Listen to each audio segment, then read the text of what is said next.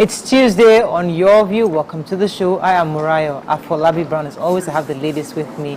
White K into the Good morning, good morning. Oh, good to see you. This your hairstyle reminds me of your music video, breakdance, all those back in the day, 70s style. You know, I'm a 70s yeah, kid, you can tell a generation from the hairstyle. I mean, I'm a 60s baby. I was a 60s, but a 70s. Yeah. You know, that was when fashion, you became fashion conscious. Yeah. How you doing, YK?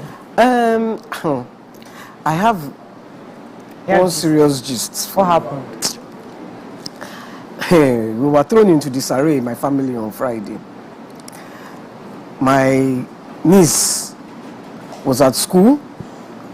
She was walking from her class and she slipped. You know, it was raining. She slipped and fell and knocked her head. I'm serious. Are you for real? Passed out. Oh my God. Passed out. And, you know, then they were trying to revive her and she was saying, no, let me sleep, no, let me sleep. And you know, a head injury. Yes. I want to commend her school. I will mention her name, the name of her school today, because I think schools need to take a cue from that. Vivian Fowler, they acted fast. They rushed her straight, emergency, ambulance, everything. Called the father. The father met them at the hospital. The hospital, they first took them to, did not have CT scan. And they were, you know, trying to keep her up. Away. And her father rode in the ambulance with her. The woman called her, this thing, her Duchess, took her straight to Duchess. They admitted, CT scan, everything. Eventually, they revived her. I mean, by this time, her eyes were like this, you know, crossed, like, yes. her. Oh my goodness. I was a confused person. So, you know, I was sitting there, I was trying to exercise, I couldn't exercise. And I said, hey, if this girl should die, you are sitting here. I put on scarf, straight to the hospital. They gave her 5-star treatment to Duchess. Duchess, thank you. But you know, like this quick response. That quick response. Mrs. Amber, the proprietress, she did, well, she followed, all the teachers followed. They closed the school down. I mean, that is how a school should react in an emergency. Yeah. And I hope so that schools are Thank God, she's stable now. She's stable. She went back to school yesterday. Happy. Wow, so good. So I'm happy for your family. And she's the clever one in the family. Very brilliant. I think it's only the brilliant person in our family that wants to come and go like that. God forbid. Thank God. I'm thankful for her. So, I have two friends who were affected by the Mende removal because the minister says it's not demolition. And two of those, my friends, did not get their properties. One got her property demolished. Fortunately, she bought another one this week and we're all celebrating. The other one, I remembered when he was setting his foundation and he was pushing for all his paperwork. He would say, Lagos State is coming. They want to come and measure perimeter, clinical. And so they didn't touch his building. In fact, he was commended by the team when they were demolishing. I called him and I felt so good. You know, when somebody is following the rule of law and details. You process. That day I just saw me in there. I was like, hello, why? How far? Can you come? And he was like, no, they even commended, you know, they were so. I said, I remember when I went there and I was like, this place, see the canal, see this, your estate. How we want to do? And I was like, no, they are coming. They've always come. They've done soil tests. They've done all the tests. And I was like, why are you spending so much money? He was exempted from... He wasn't affected because he did all the due diligence. The due diligence, everything. All that they needed, Lagos State required of him was done. And his property, see canal. See and the Lagos State measurement, everything was done, followed to the... Everything. I was so relieved, so happy. And just relieved and happy that I have even one person who did the due diligence. So when this they are broken now, they did not give us requirement, they did not give us notice. I loved all of those things come. How detailed were you at the time of building? Imagine, I mean, I was really interested, to see if there was any ethnic sentiments coming up. Nobody mentioned that this time because all of them everybody. No, everybody was affected. But usually when they demolish, people start whipping up ethnic sentiments. Oh, it's because of this tribe, because of that tribe. Now this one, nobody say, everybody just keeping quiet. I'm even happy that Neighbor highlighted a story of someone who, because the person followed the rule of law, the person wasn't affected, because sometimes you just make it look like our government is not doing anything. Yeah. Even I felt that way, because last week I was in Rwanda, and I had a meeting with the Rwanda Housing Authority and the Rwanda Development Board, and the conversation was around investments in Rwanda and the policies, the documentation. It's very easy, but It's plenty. this is how much you can sell a house in Rwanda. This is the people we need to provide houses for. If you are building 500 houses, we'll give you land for free. If you are building 100 houses, we are going to bring road and light to your estates. As in, there's a lot of government policy to encourage housing that is affordable, and you must follow the rule. They said you don't need to import anything. I said prices can change. They said no, everything you need is produced here in Rwanda. Everything you need to build your house is produced here. So I looked at it and I said, when will Nigeria get to this point? But listening to Nima, it's important that we hear both sides. It's easy to hear one side and I listened to Nigeria the is not news working. today. I listened to the news today. They said that half of the houses in Lekki are built on canals, and they don't have COV. Most of those houses, because you see, again, we have the laws, but people don't follow it. Exactly. Even people within government, also they are what's the word I'm looking for? Enablers. They are culpable. They're enablers. So they alongside the citizens. So now that the government has finally woken up, and thankfully some people are there that obey, that they follow process. So the rules are there. So Rwanda, you can go to Rwanda because somebody is obeying the rules. But we have the rules here, just that we don't obey it. We don't. So that's why I said I was really happy many about houses. We have to wrap. We're taking longer than usual on this banter. Let us go on a short break. You do have any story for us? After you finish the banter, let's go on a break. When we come back, we'll go through the front pages of the paper. Stay with us, right back.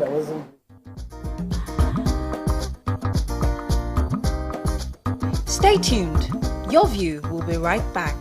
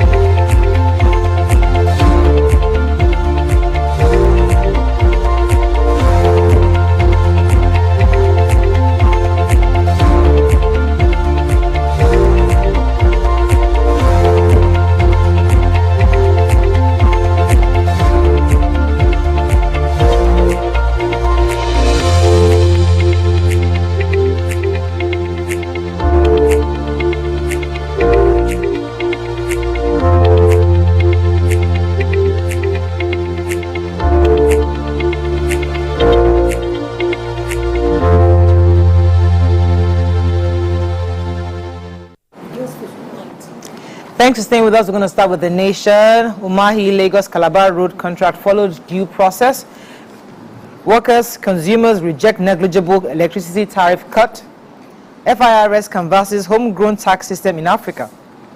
No room for foreign military base, federal government affirms. PTDAD, that's the least 51,000 ghost pensioners after forensic verification. They lured me, harvested my kidney, offered me ₦1 million. Businesses to pay 0.5% cybersecurity levy. And Fubara Attacks House of Assembly says he won't worship Wiki. Okay, so I have the First Lady and our very own first female, let me get that work very well. She's Second Lieutenant Oluchukwu, or she has completed her training, and she is, why am I forgetting the Igbo word? But Sandhurst is where she studied. And Royal Military Academy, Sandhurst, okay. So she graduated from Royal Military Academy, Sandhurst. I'm trying to remember the course that she did, but you know, the First Lady invited her, honored her, and commended her. Let me take her words. Said, your determination and resilience are quite remarkable. You are an inspiration to the youth of this country. As a woman, the first who has made a mark in the male-dominated field of I can't find it. I understand that it is a live show. Sometimes those things just get mixed up. Well, she said, you have the entire world ahead of you, and this is just the beginning. You are now a reference point to all Nigerians.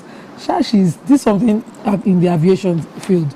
We'll get it for you. I'm trying to find it and just... Any other story in Nation? Well, yeah. Have you finished? No, go on. Okay. Let me... While you're looking for the... Yeah, I took the...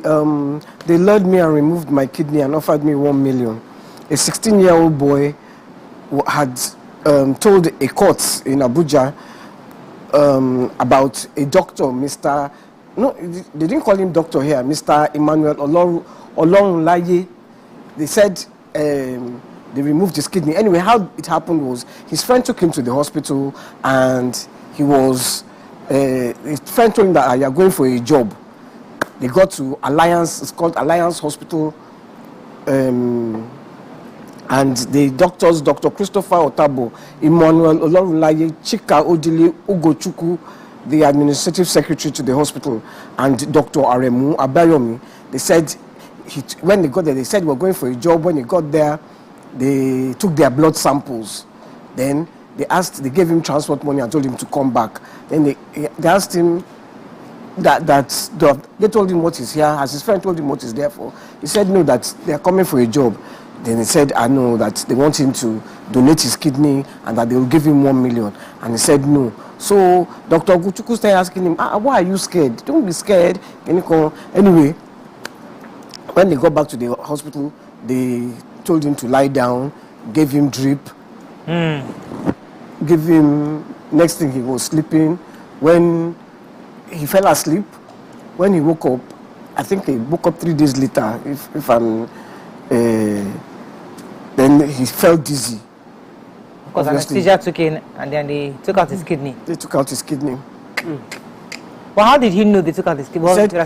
He woke up. I woke up on the 3rd day after the operation. I tried to stand up, but I felt as if I was carrying a heavy load inside of me. I tried to disconnect the drip that was attached to me, but the nurse asked me to calm down and rest. So obviously, he didn't, according to him, he didn't know, but they kept giving him documents to sign. Yes. Okay, so the former Vice President, Atiku Abubakar, has been lambasting the federal government concerning the contract of the Lagos-Calabar Highway. So the federal government has responded that the Lagos-Calabar Coastal Highway contract followed procurement due process. The Minister of Works, David Umahi, was saying that the 700-kilometer 10-lane highway was conceived as an engineering procurement, and it's the model, he explained, entails part funding by the federal government. Also yesterday, the presidency dismissed allegations of the conflict of interest raised by Atiku Abubakar. The former presidential candidate had claimed that Bola Tinubu's son was on the board of the sister company executing the project. But the presidency said that nothing stops the Tinubu son from exploring his legitimate business interests. The road project, regarded as one of the biggest in Africa, was awarded to high-tech construction company, and they followed due process and the approval by the Bureau of Public Procurement after consideration by FEC. So they did exactly what they were supposed to do, and there was nothing wrong for...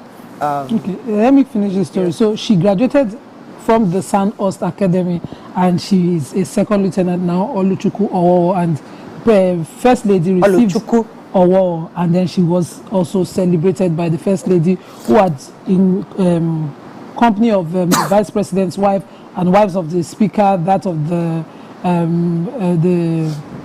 Speaker of the House of Reps, and other First Ladies, wife of the Chief of Army Defense Staff as well, honored and asked her to give her a standing ovation and commended her for being a pioneer in the male-dominated field and an inspiration to the youth of this country. And she was celebrated. The commandant of the Nigerian Defense Academy said she came out the best out of the 200 selected candidates of the academy to be sponsored to Sandhurst, and she also received the Sandhurst Medal, like the late British Prime Minister Sir Winston Churchill and the Prince of Wales and the former head of state Yakubu Gowon. So she's been assigned to a military intelligence unit. Okay, we can't take punch now, but then we're going to... I can't take nation. Just very quickly. Yes, so the Pension Transitional Arrangement Directorate, PTAD, has discovered 51,000 ghost pensioners. They said that they did this, they've been working on this, unveiling this padded pension accounts. This represents 23%, because of 23% of the total pension being paid by the civil service is going into fake pensioners. This discovery has also caused some challenges for the management of PTDA, because the Ministry of Finance, they said according to, allegedly, they said that some people in the Ministry of Finance are uncomfortable with the discovery, and they now want to, they want the government to cancel PTAD as well as, or make them a directorate operating within the Ministry of Finance, just because they've been eliminating these padded names that were on the payroll. I'm happy they didn't mention the amounts that they've been able to save based on this 51. But it's just strange. We keep hearing over and over again, ghost workers discovered, ghost pensioners discovered. How do they keep getting back into it if you have already audited the accounts? We applaud them on this one. Let's go on a short break. When we come back, we continue with the review. Stay with us. We'll be right back.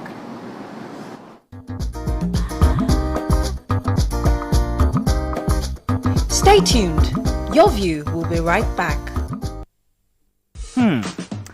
So, have you ever wondered what happens behind the curtains of a man's mind? Or perhaps you're one of those who wonder what men talk about when they gather. Well, here goes. Imagine what it takes to put together the perfect cocktail. Or maybe mocktail. We need a bit of sports, a sprinkling of current affairs, some very deep topical issues, and last but not the least, a healthy dose of grumbling of those we love to hate. And yes, you guessed it, women.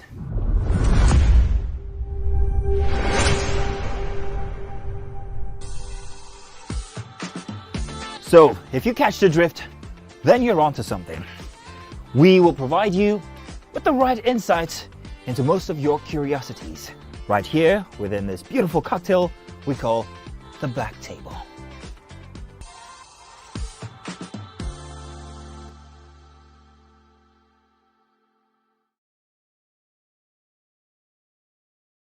Ladies and gentlemen, make welcome the grand comedian of the Federal Republic of Nigeria, Gbenga Adeyinka the First. OJ right here, 7 of 7, like you already know. Gbenga right here, 7 of 7, like I'm beginning to know.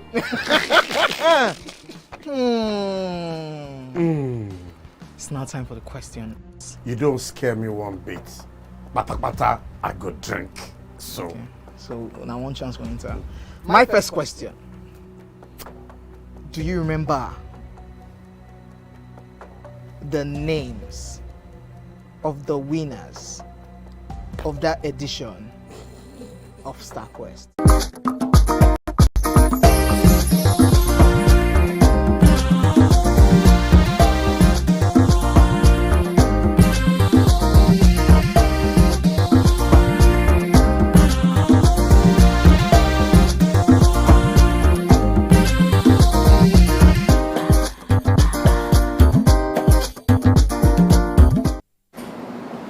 Thanks for staying with us. Moving on now to the Punch. FG to ban Naira from crypto trading platforms. Woman shot, scores injured as police tear gas Delta protesters. Evacuation. Lagos Task Force threatened to kill us in Osun Forest, victims allege. Nigerians reject electricity tariff cut, demand total reversal. EFCC grills 6 senior NSCDC officers over 6 billion naira fraud. Shetima shelves US trip as presidential jet develops faults mid-air. FG orders resignation of 1.9 million POS operators. Ooh. And France rules out siting military base in Nigeria. Okay, which story? Okay. Let me take the picture story in the Punch. So the Ugeli Uteri women were protesting against, police extortion, and the police responded.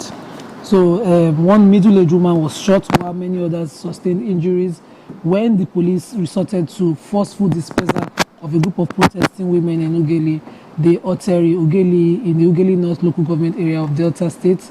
They were protesting harassment and extortion by policemen in the community, and before you knew it, one thing turned to yam pepper scatter. And the women protesters carried placards showing, saying they are law-abiding citizens, that the police should stop making their life difficult. Police are making our life difficult for our poor and innocent citizens. But when the security operatives responded, they used tear gas against the unarmed women and shot one middle-aged woman in the leg while others were beaten silly. Two leaders of the protesting women who volunteered to speak with journalists Harvest and Mrs. Vivian Akwairi alleged that the police unlawfully arrested and detained their children and ones who were on errands, and she said that they were made to part with about 150,000 to 200,000 to secure their release. The story continues online. I was trying to get the online before I finished, with the picture here, and it's sad the way you can see the picture story of the people admitted in hospital. If police extortion was what they were protesting against, I would like to hear the Delta State PRO. He's always very vocal like that on this one, and to explain what exactly happened. What was the criminality that they were trying to prevent, that they decided to kill citizens that they were made to protect? Okay, another story in Punch? Yeah, it's a major headline. So the dollar speculation has led the Security and Exchange Commission to delist Naira from all peer-to-peer crypto platforms as the government is trying to use the effort to tackle the exchange rates manipulators and dollar racketeers. So the peer-to-peer platforms are platforms where they are able to, people dealing within the cryptocurrency, blockchain, are able to transfer funds from one individual to another individual. The Security and Exchange Commission Director General, Emomitsimi Agama, said that the government is going to do everything possible to stop the speculators. Said the racketeering going on is putting Nigeria at risk. He said the nation has a future, and the future is dependent on patriotism of the people. We can't wish away patriotism, that whatever would bring dishonor to our country, we must try to avoid it. He had a meeting with the stakeholders. These are CBAN. They are the stakeholders in the Blockchain Technology Association of Nigeria, and those people are already the formal companies, OKX, Bits Bata, and other platforms under that CBAN membership had already agreed to stop dealing in Naira. But there are other ones that are still dealing in Naira, and they are saying, the SEC is saying they're going to do everything to stop those from doing their transactions because it's threatening the Naira. And he also mentioned that they are doing meetings with other platforms that they found to be culpable in this to stop. I wish Nigeria can be more patriotic, because if it works for us, and if it doesn't work, we would all be affected. So let me talk about power. So Nigerians on Monday rejected the Band A customers review. If you recall, NEC had reviewed it from 225 naira per kilowatts to 206 naira per kilowatts. And the Nigerian Labour Congress, trade unions, Nigerian Association, Chambers of Commerce, and even the National Assembly have all asked for a total and complete reversal to the subsidy era tariff. The new tariff announced on Monday came 33 days after NEC had raised the electricity tariff for Band A to 225 naira per kilowatts. However, the federal government is saying the Minister of Power, Special Advisor on Media, Bolaji Tunji, maintained that the major problem of the industry is liquidity. And you cannot get that liquidity if you don't have the cost-reflective tariff. And only those who can pay cost-reflective are those in the Band A. He argued that if people are now saying that there should be total reversal of the tariff, then we don't want the industry to survive, because money has to be paid to the gas companies. This money can only come from whatever is generated. So it's those two. What do we do? Power is not cheap anyway. So I guess those within the Band A expect them to pay. I wonder why they are. I mean, we can understand the issues, but hey. Moving on quickly now to the Vanguard. Petrol scarcity, why pump price is high in our station, says Ipman. Edo 2024, PDP, APC governorship aspirants resign from parties. 1.3 trillion debt cuts Genco's capacity to 35%. Atiku becoming fond of distorting facts to discredit Tinubu's presidency. Technical fault in aircraft aborts Shetima's trip to US-Africa summit. Electricity, FG slashes Band A tariff by 8%. And claims of foreign military base in Nigeria fall, says federal government. Okay. I want to take the story of the power sector because it's linked to the last story you took from Punch. In this particular story, it's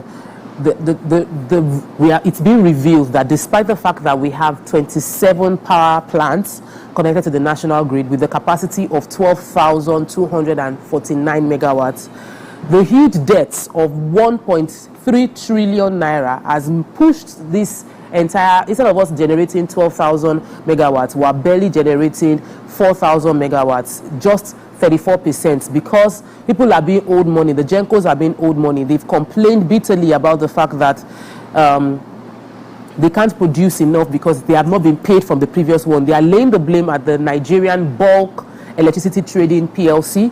They said these people are the ones that have led to the accumulation of the 1.3 trillion debts, and that they said currently on a monthly basis, the cost of providing energy, at least supplying, the cost they're meant to pay Gencos is 240 billion naira. All of this is impacting on the total general production capacity of the country because the companies are not willing to.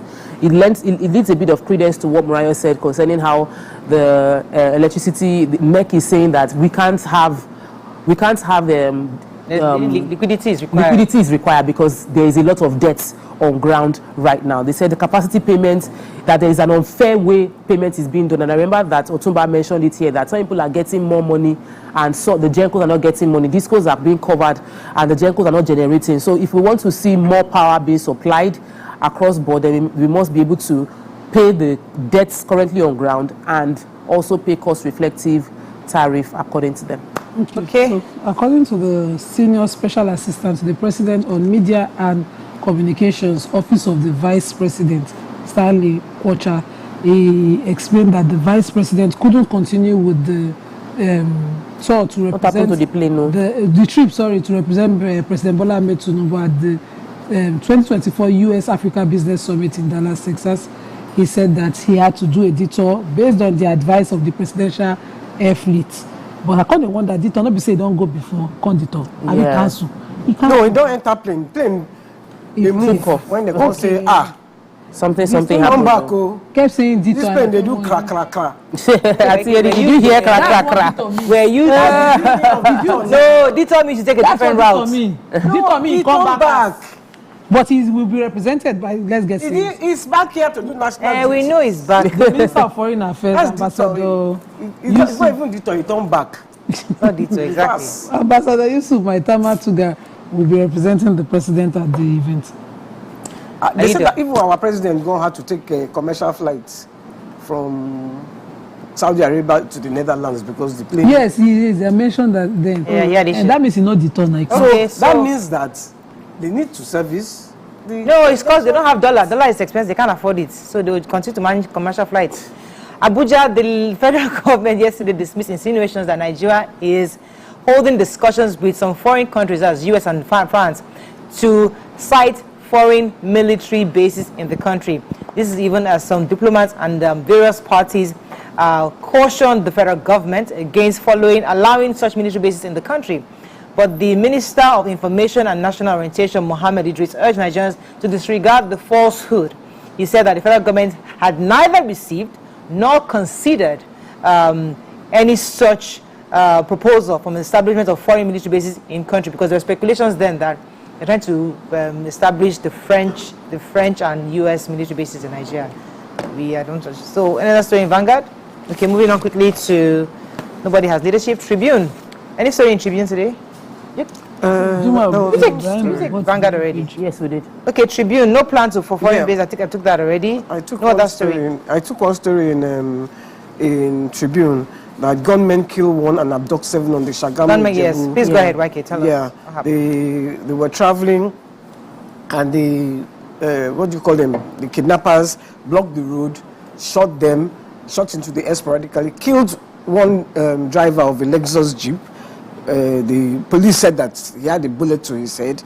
When they got into his car, they found 113,000 iPhone 11. They didn't take his property. They just killed him and left him there. But one of the, I'm not sure if it was a driver or it was a passenger. He said he spoke Hausa to them. So they asked him if it was Hausa because they were Hausas. They asked him if it was Hausa. He said no, but he grew up in Kebbi and in Sokoto states. So they now asked him if he had any money. He gave them 103,000 naira and his phone. And then another driver from the east who gave the kidnappers 120,000, and they took them with them for a while and then asked them to go, but they took the other passengers. Were kidnapped. And the police have confirmed the story. Okay, that's all we can take on Front Page Review this morning. When we come back, on to our hot topic of today. Stay with us. We'll be right back.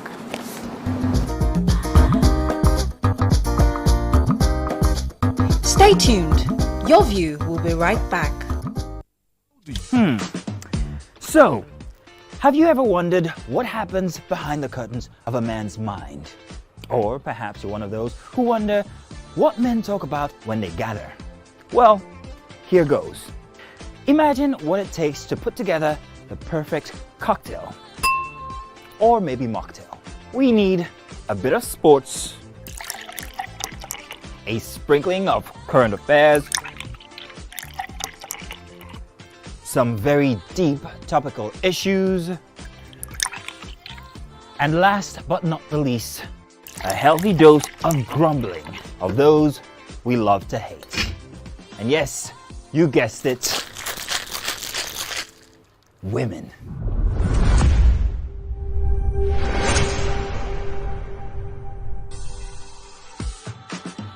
So, if you catch the drift, then you're onto something.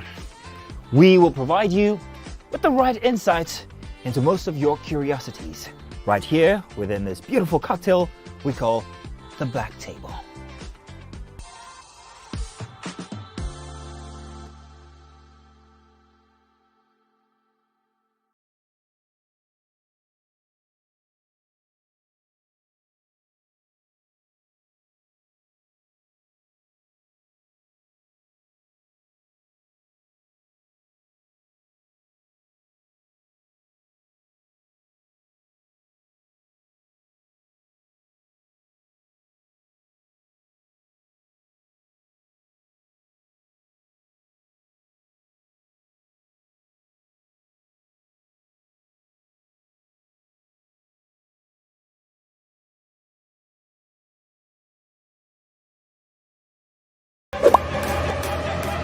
The show starts in 3, 2, and... We're here again on your screens this beautiful morning doing what we do best.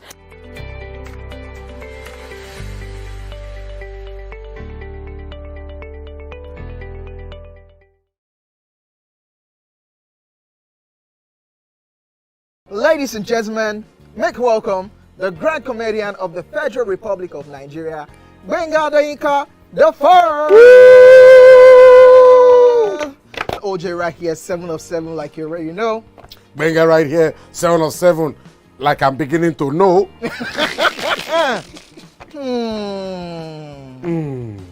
It's now time for the question.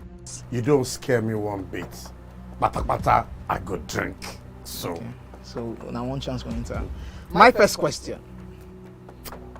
Do you remember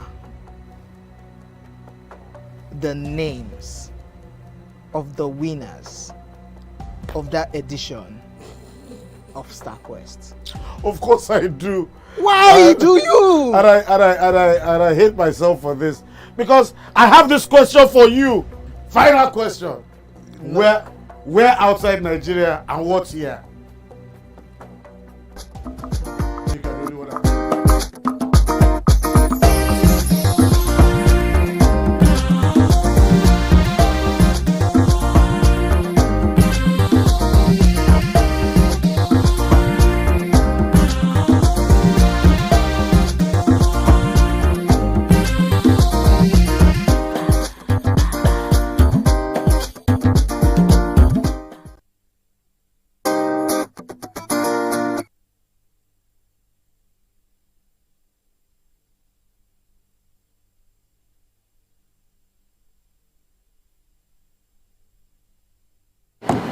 Thanks for staying with us. Join us on the show. On this segment is the President, Editor-in-Chief, African Watch Network, and the former aide to the Deputy Senate President, Public Affairs Analyst and Columnist, Mr. Mark Ogo. He will be speaking at the 13th Africa Watch Network Annual Lecture Award, and which will be holding May 18th in Lagos. Welcome to the show, sir. Good to have you on the show. Tell us about this African Watch Awards coming up. I'm very happy to be here first. I was just listening to your analysis this morning. I think it's my sister that's talked about patriotism. Yes. So I was happy to, that word is so very heavy because to build a nation, you have to be patriotic first. So when I heard her talk about patriotism, I was very glad. Yes. African Watch Network 13th Annual Lecture, we hold on the 18th of May, and sometimes we say it's an annual ritual where we talk about nation building. We talk about how can we contribute to building Nigeria, because we can't keep complaining that things are hard. Nations are built by ideas, and ideas comes from people. So such gathering is where people comes together to share ideas and see how we can move Nigeria forward. Even if we know we have a lot of challenges in the country, but challenges can only be solved when people come together in one accord. And so that lecture, the title of that lecture is Nigerian Politics of Today, the Quest for National Rebirth, Reclaiming the Identity of a Nation. You know, a lot of us, or a lot of citizens, do not understand the importance of painting a country good. Most of us continue to paint Nigeria bad in the global image, which I think is not proper. So our event is more of projecting the image of a country. And that's why you saw that in National Rebirth. And you have to also reclaim the identity of a nation. Because the way we are now, especially after the 2023 general election, where they say Nigeria became one of the most divisive nations because of the rules that plays out during the elections. So such gatherings, you see a lot of people from the east, from the north, from the south coming together, to share ideas on, how we can build Nigeria. Luckily, we have a renowned professor, a professor of English and Literary Studies, Professor Hope Irara of the University of Lagos, who was also a former Commissioner of Higher Education in Delta State. And he will be delivering the lecture. We have Senator Anthony Adefuye, the Olugbo of Lagos. He is the chairman of the day. We have Professor Fola Lasisi, the former Vice Chancellor, University of Uyo. He is the father of the day. And then we have retired Major General Victor Decker, the former director of Army Finance and Account. So these are Nigerians who have distinguished themselves. They are no longer in government, and they will be the one to chair the program. And then most importantly, the Attorney General of the Federation and Minister of Justice, Prince Lateef Fagbemi, is going to deliver a keynote address. All these are put together in a way of projecting the image of a country. Okay, so tell us about the award and induction that will be happening. Yes, the induction is those who have actually excelled, in the area of calling. For instance, we talk about Senator Adefuye, although he is no longer playing active politics, but his input, in nation building, empowerment and social development and so on and so forth. He will also be inducted. We have the names I just mentioned earlier, Professor Lasisi, the Attorney General is also going to be inducted. Professor Hope Irara, the retired general, is also going to be inducted. And the rector of Yaba Tech, the Vice Chancellor of University of Delta Agbo, Professor Chimeke, and a host of others will be inducted into the African Legendary Hall of Fame. We decided to add a legendary because there's some kind of distinction about these people. It's not just Hall of Fame, we will have Hall of Fame all over the world. But this is just a distinction to make it, we are different from other people. Okay. So that is what young people can do, bring in innovations. Yes. And then the award too. Our own very own Murayo Afolabido, MD Mama, is going to be given the Gold Merit Award. Tell us about that. Okay. Our MD Mama. While we're trying to compile the names, because we have the induction and award, the award is called African Gold Merit Award because of the distinction attached to it. We're looking for few media personalities in the female categories, and in the main category, we decided to pick Sam Omashe. Sam Omashe, even if we know he's a very controversial journalist, he has done so well in the area of the media. The man is competent. Let's give it to him. So he's the one to receive the African Watch Lifetime iconic media achievement award, Samumashe. And then we came to, as you said, the big mama. You know, she will be receiving the African Female Personality Award in the media category. Because we have opportunity to go through our profile and say, wow, you know, when we watch, you know, when you do analysis here in the morning, most time, you know, most people don't really know you were, you know, until you go deep to read about, you know, the achievement in the media and what they have done over the years. They begin to say, oh, so these people have this kind of profiles. So when we went through our profile, we felt, let's take this year's female category. Well done for that. Yeah. Thank Okay, you. so I wanted to ask about the lectures. We do a lot of talking as a country, but really, what does the organization hope to? What do you expect will happen after this lecture? How do people get to enjoy this lecture? Because they keep delivering papers, and it's just in that small circle. It doesn't trickle down to the people that really need to embrace that new ideology, new mindsets, buying into being patriotic. Well, we have what we call African Watch Memoir. It's not just about the lecture. Okay. You know, the lecture, we normally put it together on a document we call African Watch Memoir. Now, that memoir becomes a recommendation document, you know, that we forward to government agencies. And it's not just only the lecture. Like this year, we're having like 7 professors who have written extensively on the theme of the lecture, giving recommendations. And then we have the profiles of all the awardees. Now, I give you a typical example. For instance, the Attorney General of the Federation has always been in our event, in all the events I've attended. And there were some recommendations he made. That was in 2020. And so we felt that now that he is the minister, he's the Attorney General and Minister of Justice, there's need to look at those things he has actually proposed. Yeah. And we are happy that some of those things he has proposed, you know, is beginning to implement them, you know, trying to preserve the sanctity of the law. Of course, you can see, you can even attest to see that he is a very silent man, but he's working from what we have seen in our conversation. So we are seeing some of those things he talked about that he has beginning to implement. So by the time he comes to deliver his keynote address, from there we will also know whether it's going to be more implementation in some of the things he has. All right, we're wishing you the best on them. Because she was right to ask. Okay. I wanted to just comment, you know, the academia on the list. I saw that you have Director of Yaba College of Technology, Dr. Ibrahim Abdul.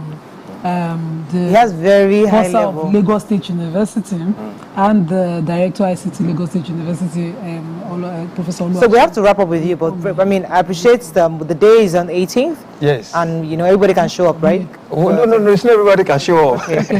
It's strictly by invitation. Okay. But what we have done is that we have given some kind of leverage to all the awardees. You can come with 4 to 5 guests. Okay.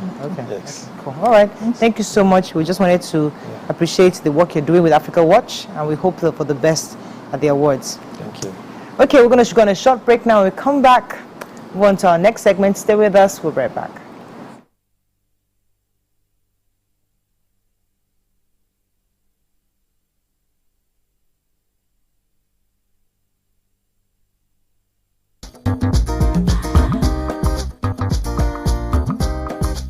Stay tuned. Your View will be right back. So, have you ever wondered what happens behind the curtains of a man's mind? Or perhaps you're one of those who wonder what men talk about when they gather. Well, here goes. Imagine what it takes to put together the perfect cocktail. Or maybe mocktail. We need a bit of sports, a sprinkling of current affairs, some very deep topical issues, and last but not the least, a healthy dose of grumbling of those we love to hate. And yes, you guessed it, women.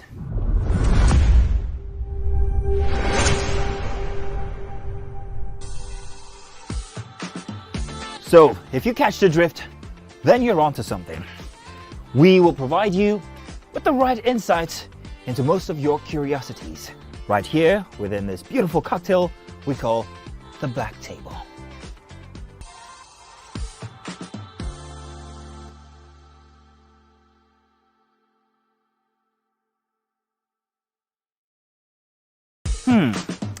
So, have you ever wondered what happens behind the curtains of a man's mind? Or perhaps you're one of those who wonder what men talk about when they gather. Well, here goes. Imagine what it takes to put together the perfect cocktail. Or maybe mocktail. We need a bit of sports, a sprinkling of current affairs, some very deep topical issues, and last but not the least, a healthy dose of grumbling of those we love to hate. And yes, you guessed it, women.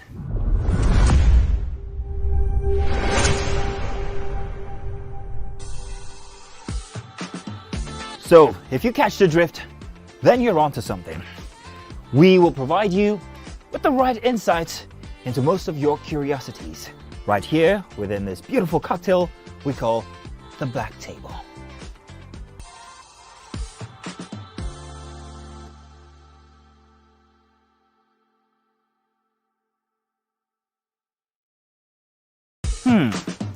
So, have you ever wondered, welcome to Pure Entertainment. What would you like to order from our menu today? We have the regular. So let me go and look for my jam results. My 20 was 320. I suppose don't be one better. At this point, I contest my jam results. I want to close the show. I can go. I can. That's all we can take. Ejeki, close the show, Yifadala. Ladies and gentlemen, number one unavailable by Davido featuring Musa Keys. We also have today's chef special. Yo, shine, shine, shine, shiny, yeah. Say recap done, and it's time for number one on the countdown. One of Nigeria's hottest artists right now, his name is Rema, and this one is called Charm. Kick it. Another.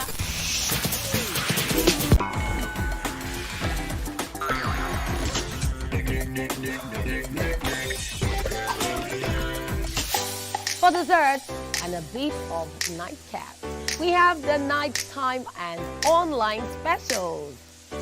I want to start the gym, yeah? But do you know one thing that's actually keeping me back? You should start the gym though, you're getting fat. Cricket.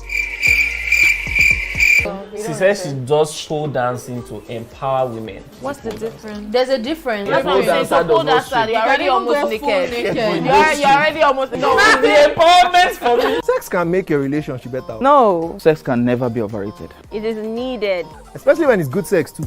Almost every guy has been with somebody's girlfriend. But they are for all of us now. That's why you're still single. I would not agree or disagree with that because I don't want to get into trouble. I have a home to go to. Your next question.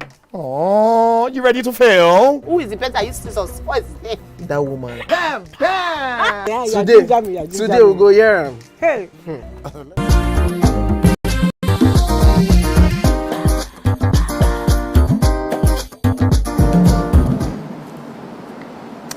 Thanks for staying with us. So we found a story of a man who accused a private hospital in Lagos State for alleged negligence and failure to provide adequate care, which reportedly led to the death of his wife, Loveth, and their unborn son.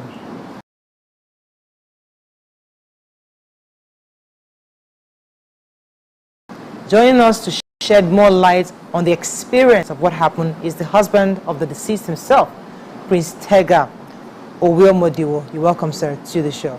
Thank you, man. This is a very difficult conversation to have because we've had quite a few of this in the past. You've lost your wife. My deepest condolences to you, Thank you so your much. entire family. You lost a wife and your unborn son and your son. I know you're a nurse, and part of the story we heard was that you're also there when it happened. So we'll give you the floor to tell us from start to finish what exactly happened at this hospital. Oh, thank you so much, man. It's a privilege being here, giving me the opportunity to share my grief. But it's a very sad story, very sad story. This patient, my wife that we're talking about, was a patient who she was a book patient of the hospital. Okay. So throughout the 9 months, she saw the gynecologist. The pregnancy was 100% healthy. The baby was 100% healthy. Just the day of delivery. I have to pause you. I'm so sorry. Technical issues. Go on a break.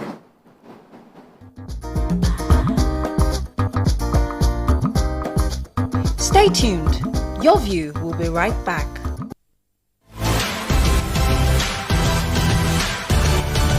Now you can catch up with your favorite programs on TVC. Log on to www.youtube.com/TVC Entertainment. Join the fun.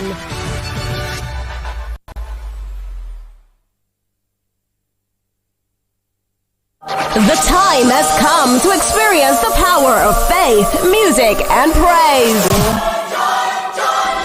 This is the Max Urban Gospel Chart Show. Every Sunday from 10 a.m. tune in to catch the pulse-pounding beat and soul-stirring melody that will elevate your faith and leave a lasting impact on your heart.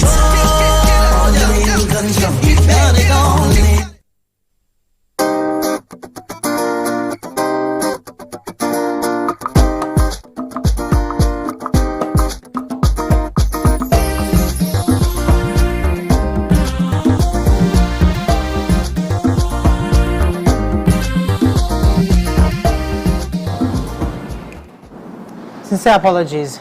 So as you were saying. Okay. So, first of all, I'm Prince Owiyomodio. I'm a registered nurse anesthetist with over 10 years experience in the nursing field. Okay. So I'm the husband to late Mrs. Lovett and also the father to Master Jason. So my wife got pregnant sometimes last year, June. So we went to this hospital, which they promised us of premium care. My wife was their book patient, so throughout the 9 months period of the pregnancy, she was going every Wednesday to see the doctor. Her last antenatal day was on the 6th of Wednesday 2024. So everything started at 3 a.m. on Thursday. So she broke her water, all corruption membrane. I was at work. So she called me that, she saw water. We were so excited. We were so happy. In fact, I even wrote down in my diary that, so my son will be giving birth today, which is on the 7th. So so when I closed from work, I took her to the hospital. A neighbor drove me down to the hospital. So when we got to the hospital, we told the receptionist the reason why we came, that we came for delivery. So it's not the hospital you work, it's a different hospital? A different hospital, okay, all right. But my wife's preference. Okay. So they called one of the female doctor to attend to me. So the consultant wasn't around that morning, so they called her that we are around. So he gave some instructions that they should set an IV line, they should admit my wife, we should do a special scan called a biophysical profile. We did the scan was normal. Okay. The child's head was just at yes, where it was cephalic, what they call cephalic. So in fact the score was 8/8 to tell you how perfect the scan was. So after waiting, when we got at around 11:30, I called the doctor. My wife is in the hospital. She's not contracting. She ruptured membrane at 3 a.m. waiting to see its plan. So he told me via WhatsApp that I'm going to induce her and I'm going to start 12 midnight. When I heard 12 midnight, I was concerned. Why midnight? So we presented at 3 a.m. We should wait till 12 the other day. The other day. So a waiting period of over 12 hours. So I was I was concerned. So I told him that I had to even explain our first baby. That our first baby was born 2020. We went to she ruptured membrane at 9 a.m. We went to the hospital at 1 p.m. At 4 p.m. they induced her. At 11 p.m. she gave birth. Yeah. See how timely it was done. Yeah. He repeated that he's going to induce. So I called a friend who said, okay, they can induce in the night, but the practice is to do a physical one, not with a medication, because of concerns with monitoring. But even at that point, he hasn't told me the method of induction, what he planned to. So I told my wife, okay, basically, let's just wait, conserve your energy. Yeah. So that same Thursday at 9 p.m., I advised her, okay, why not get some rest while waiting for the induction? So all of a sudden at 11, but before now, the doctor on WhatsApp gave me 100% assurance that she will deliver safely by God's grace, that I should relax, because he saw how apprehensive I was, that I should relax, so when I also told him the history of how my first daughter, my baby was born, he said I should, they will induce that she will be fine. What time did the doctor show up? So, in fact, he showed up after 12 hours, you can imagine. He didn't come at midnight? He came at midnight. Okay. He spent just 10 minutes with us. Okay. He came on a scrub attire with another doctor. In fact, they knocked, because we've locked the door, we've actually slept.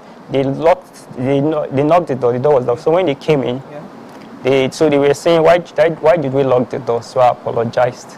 So he faced my wife that, oh, madam, how are you? Because he's the jovial type. How are you? How are you doing? Don't worry, you will deliver. Or should I just take you in for surgery? So we were blank. Okay. The conversation before now was, you are going to induce. Okay, what was the reason for the surgery? He said there was no clear indication for surgery. So we were like, there was no clear indication. That the baby was 3.8 on the scan. Okay. And he considered big baby to be above 4. Okay. So that's how we couldn't, if him was not sure of his plan to do surgery, so we couldn't buy into it because he was not so sure. So they started their induction. So when one of the doctors came in to start the induction, that was around 10 after midnight. 10 past midnight. Yeah.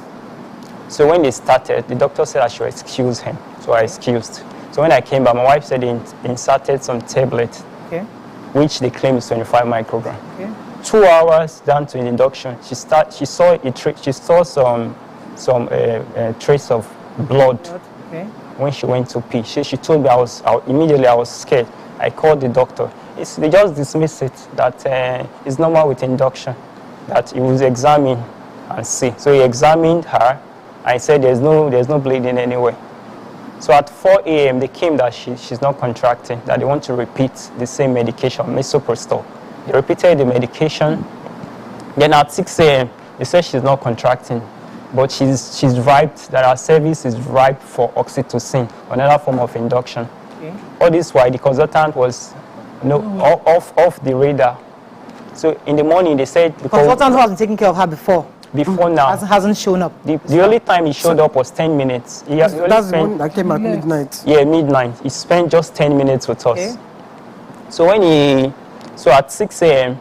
the team decided on his behalf that they are going to start another fresh kind of induction, this time with an intravenous medication. Okay. So they said, but at midnight they were coming spirally to check her vital signs, which was normal, to check the baby's heartbeat. But there's this thing that you should strap around CTG, around the woman, so that you can constantly monitor it. They don't have it. Then there's this monitor that should be on the patient's arm, so that you can constantly monitor the blood pressure. It wasn't there. So there was poor monitoring over the night. Even that's why I objected to midnight induction. So at around 8:30, the night team handed over to the morning team. They now transferred my wife from the ward to the labor room.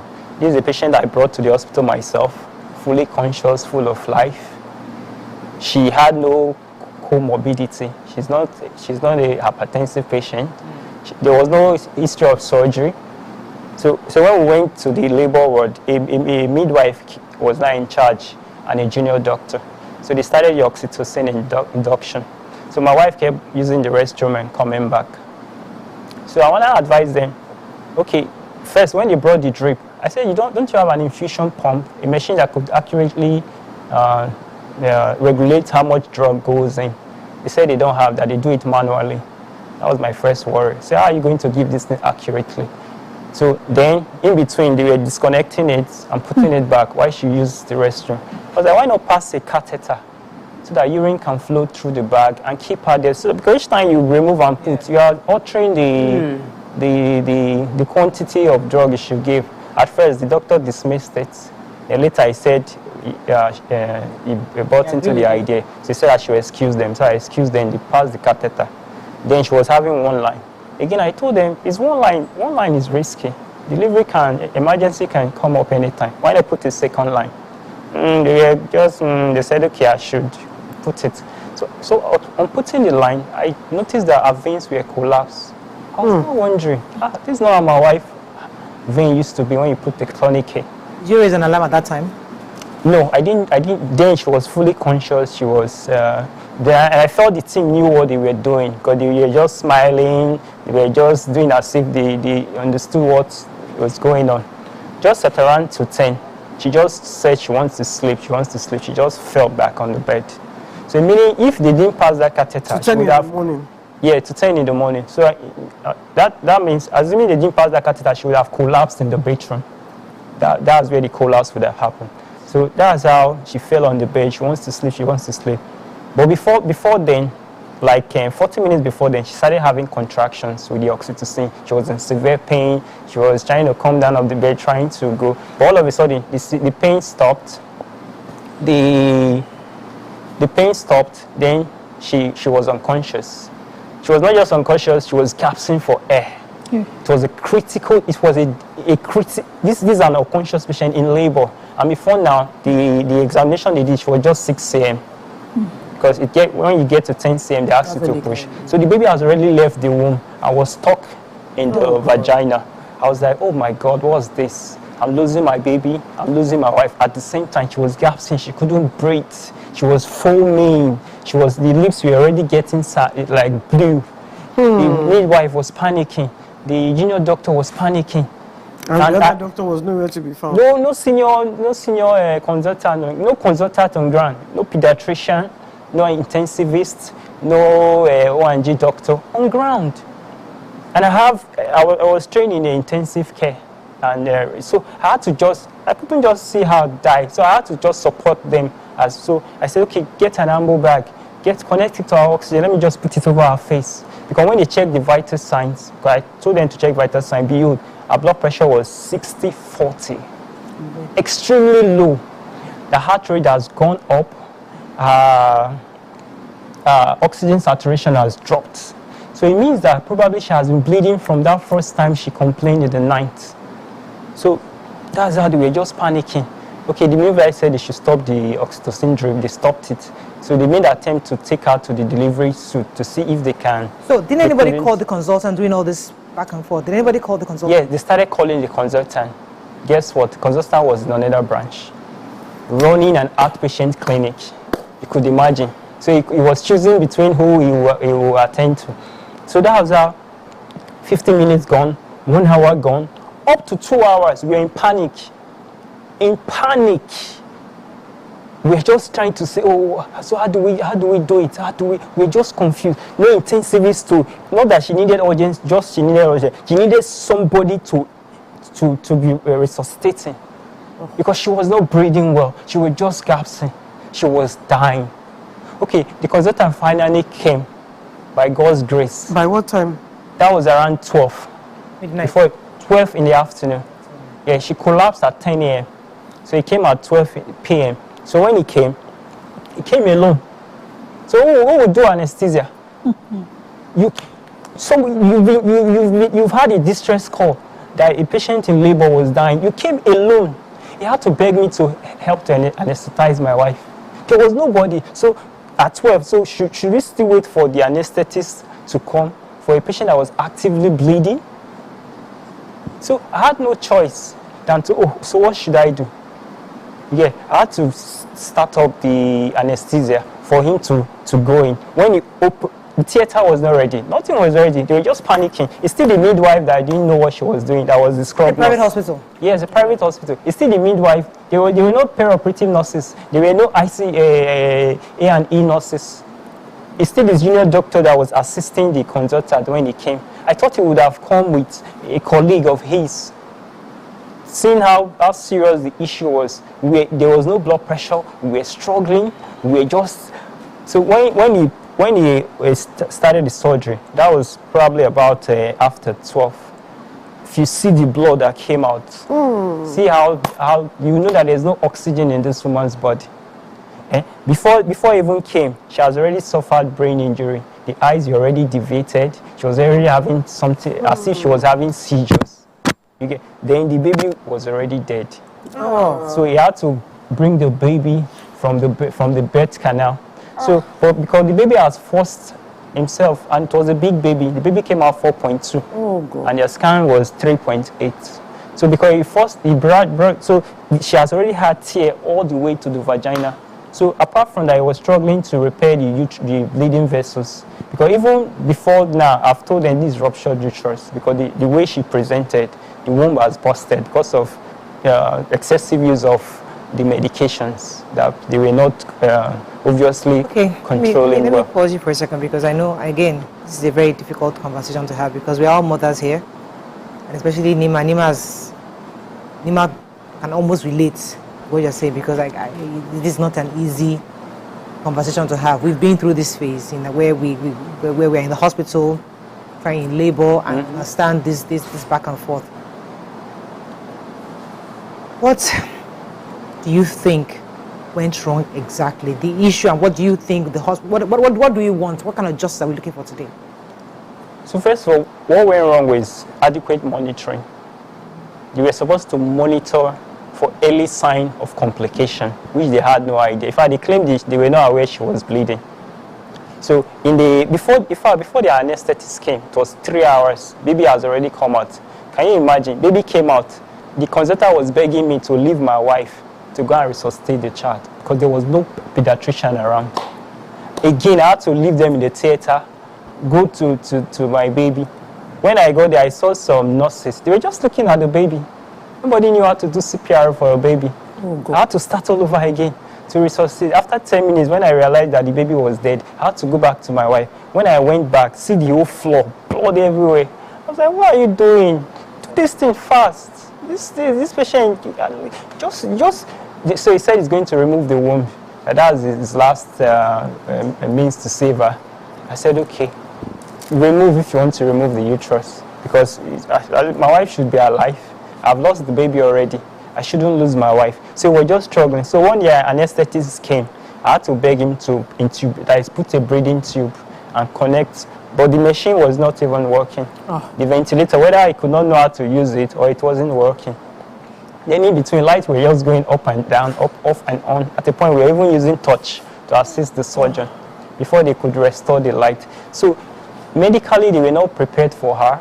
Surgically, they were not prepared for her. So that's how she bled.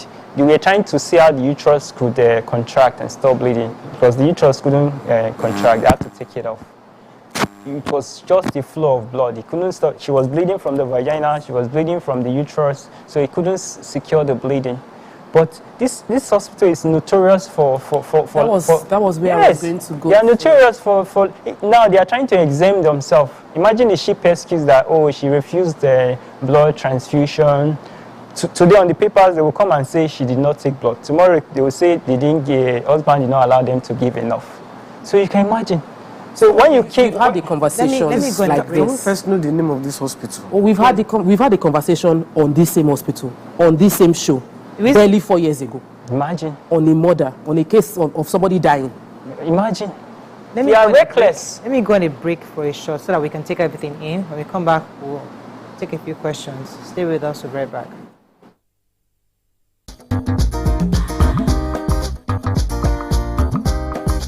Stay tuned.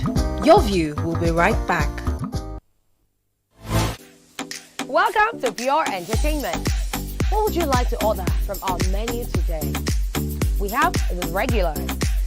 So let me go and look for my jam results. So My 280 was 320. I suppose don't be one medical. You be like person without budget. At this point, I contest my jam results. I want to close the show. I can go. I can. That's I all we leave can Nigeria, but I take. choose to stay. Close the show, G for that long. Ladies and gentlemen, number one, Unavailable by David featuring Musa Keys. We also have today's chef special.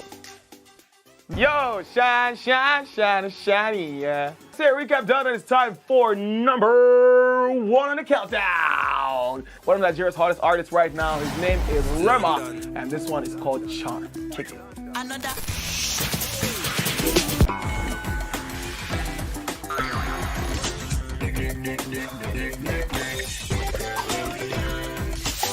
For dessert and a bit of nightcap, we have the nighttime and online specials. I want to start the gym, yeah? But do you know one thing that's actually keeping me back? You should start the gym though, you're getting fat. Cricket. She says she does pole dancing to empower women. What's the difference? There's a difference. That's what I'm saying. So pole dancer, you're already almost naked. You're already almost naked. No, it's the empowerment for me. Sex can make a relationship better. No. Sex can never be overrated. It is needed. Especially when it's good sex too. Almost every guy has been with somebody's girlfriend. But they are for all of us now. That's why you're still single. I would not agree or disagree with that because I don't want to get into trouble. I have a home to go to. Your next question. Oh, you ready to fail? Who is the person that used to sus? What is his name? That woman. Bam! Bam! Yeah, Today we'll go here. Hey. Let's catch up. I'm sure we've been able to satisfy your cravings, yeah? Stay good. TVC Entertainment for pure entertainment.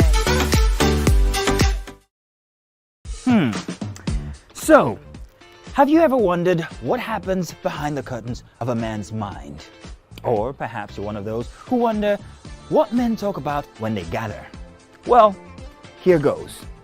Imagine what it takes to put together the perfect cocktail. Or maybe mocktail. We need a bit of sports, a sprinkling of current affairs, some very deep topical issues, and last but not the least, a healthy dose of grumbling of those we love to hate. And yes, you guessed it, women.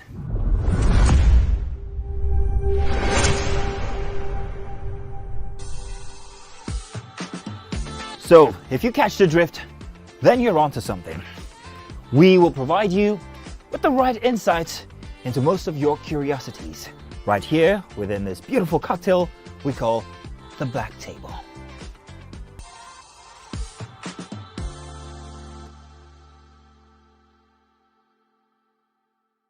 Ladies and gentlemen, we have Made Kuti in the building. It's still 7 of 7 and we've been doing a whole lot of protesting. The only thing that remains is just to carry placard. It's about 5 of 7 to be honest, because ask your question. I have so much to speak about once we finish. We will not give you the time because it's 7 of 7. I will make the time now. He said he will not ask questions about science. No. About neuroplasticity. And based on he asked a question that was subjective about high life, and he did not finalize his answer about a Kuti question where there are only 3 of us. Editor, scratch this part out. That could have possibly composed the music. Editor, scratch this part out. Stupidity is an act of ignorance. Hey God, Made. Was composed by which Kuti? Femi Kuti. Is that your final answer? God, I'm Shion Kuti. No, wait, Femi Kuti. You said Femi Kuti. Wait. You can't be allowed. No, you've not asked me anything. Everyone. You've not asked me anything. So my final answer. No. All I have to say is this show is really about drinking. Yeah, that's the whole idea. The questions don't matter. That's the whole Justice idea. is out the window. We throw caution to we the have wind no right morals here. On the 7 of 7. Ali was stripped of his championship and precluded from fighting by every state athletic commission in the United States.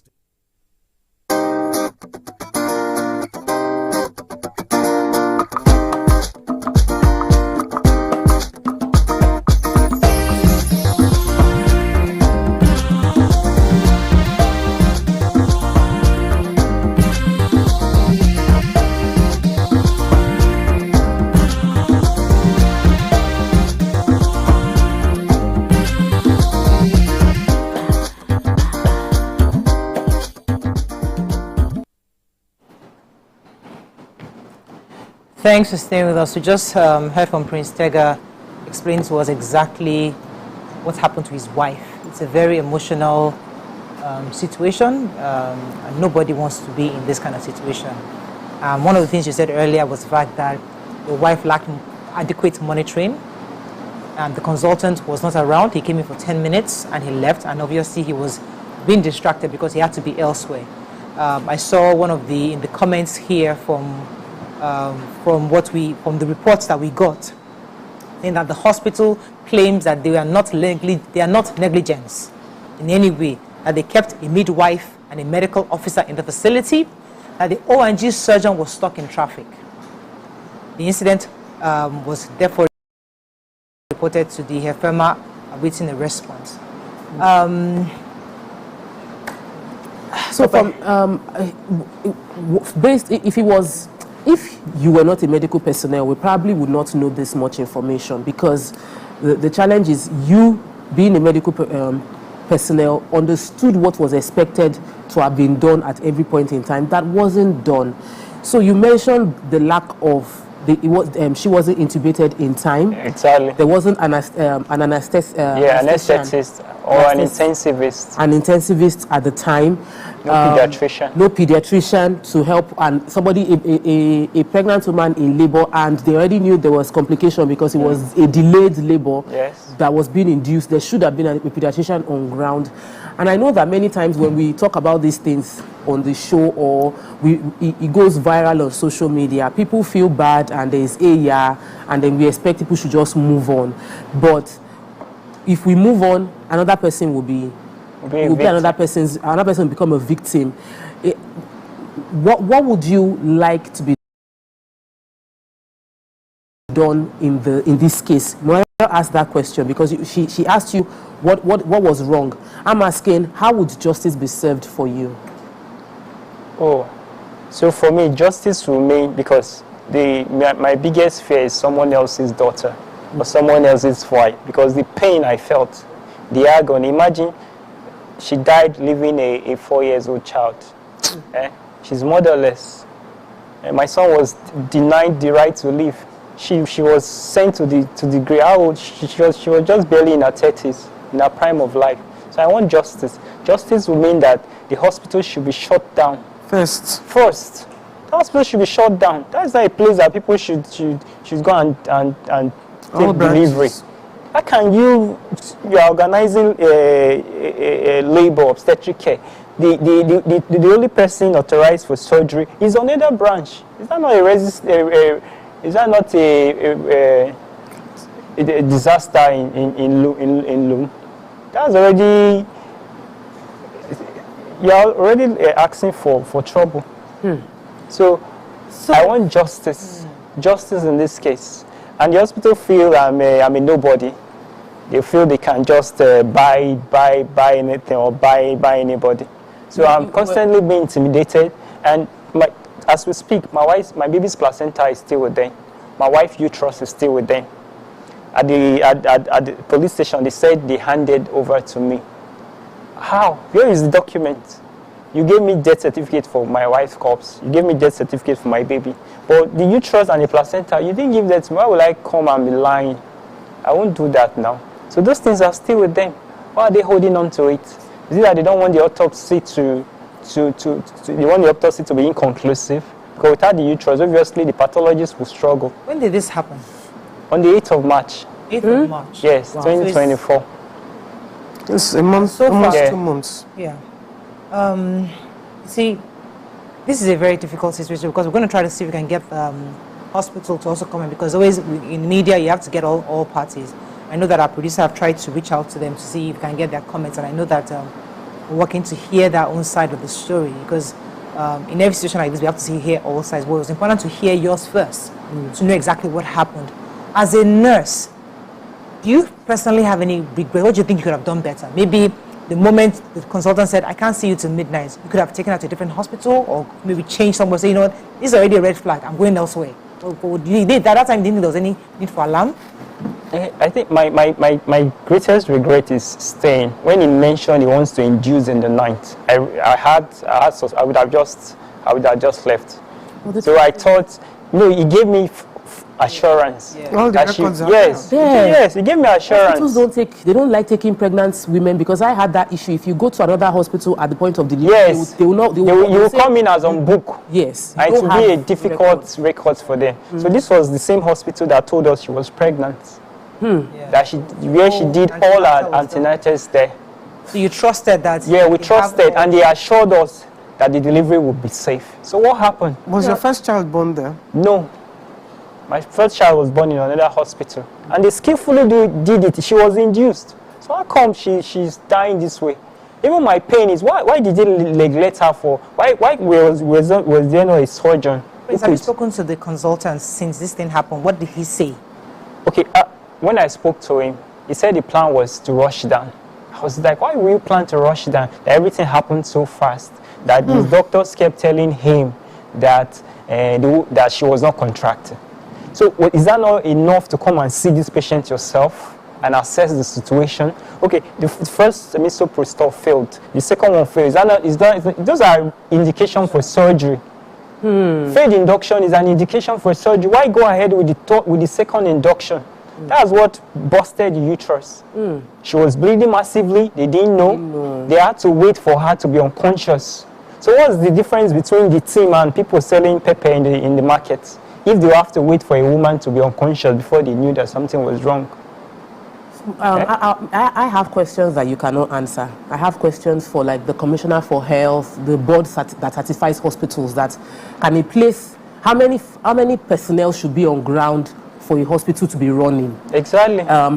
Who are the technical people to be on ground for delivery to take place? That question is so important, because you will have a hospital, you will call it a hospital, you have 2 nurses and 1 junior doctor. Without experience. And you say it's a hospital. That is not a hospital, that is a clinic, and it's a clinic that cannot handle emergency. Yes, handle emergency. So but this hospital we're talking about is a big hospital. Yes. So they should. But they didn't have. So that's what I'm saying. If the Commissioner for Health or whoever is managing the hospital, the regulatory board can say, FEMA can say, okay, every hospital that is handling delivery must be able to handle A, B, C, D. And the moment this happens, this is the next process. Because when we don't have these things, a patient should not have to worry their head about, I'm not a doctor, I'm not a nurse. I have come here to trust that I am in the hands of professionals, that they know what to do. So FEMA has been notified? And yes, we've written a petition to FEMA. Okay. So they are investigating. So they promise to ensure that justice is served. But I'm just hoping that they don't compromise. Yes. I'm just hoping. We also wrote to the Commissioner of Health and the Permanent Secretary, also hoping that they would. But I need help. Me against them, I'm scared that justice might be swept into the carpets. Okay. So that's one of the reasons why we're giving you our platform to share your own story. We know that investigation is ongoing, and we also probably like to hear from the hospital themselves. But the truth is, justice must be served either way. And once again, our heart goes out to your family, yourself. I mean, this is a very difficult situation. I know Nima wanted to question. Yeah. So, thank you very much, sir, for sharing your story with us. Okay. And we'll have to, I think I have a caller, I believe. Let me see if I have a caller. Good morning, Ola. Ola for God. You're live. Go ahead, please. Can I talk? Can I speak? You're live. Good morning, ladies. Can you hear me, please? Very clearly. Go ahead, please. Yes, good morning. My name is Ola Daniel Rumke, and I'm a first caller. Welcome to the show. Thank you very much. I'd like to contribute to what is happening. I'm a mother, and I've gone through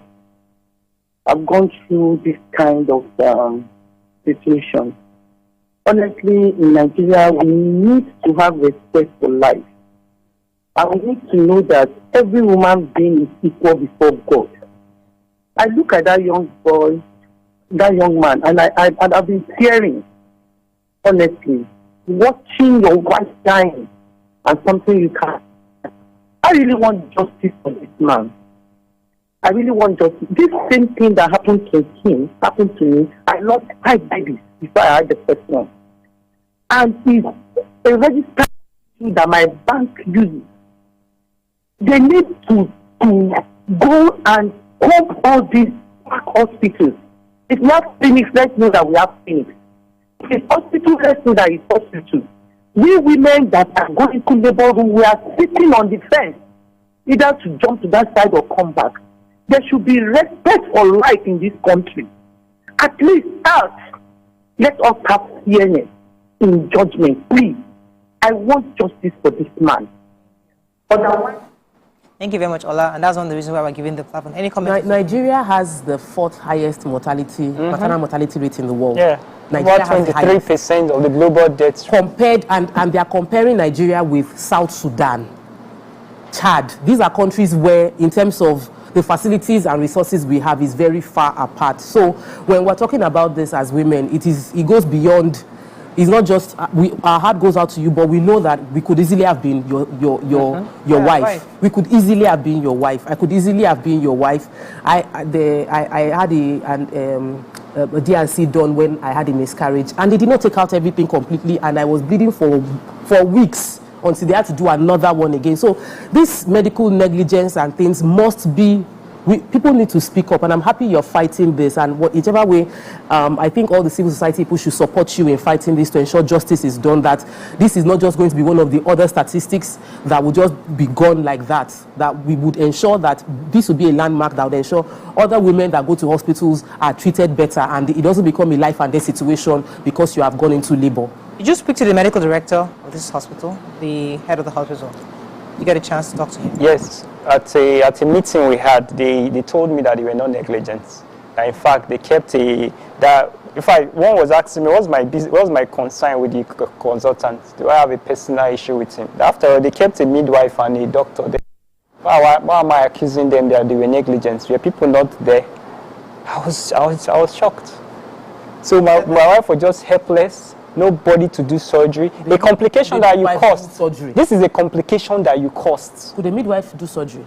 Okay, no. Take Salisu from Jos. Good morning, Salisu. Thanks for calling your line. Hello, good morning. Good morning. Good morning. My name is Salisu calling from Jos. Yes, my deepest condolence to the young man over his loss. Please and please, Morayo and the team, this is time for you to help.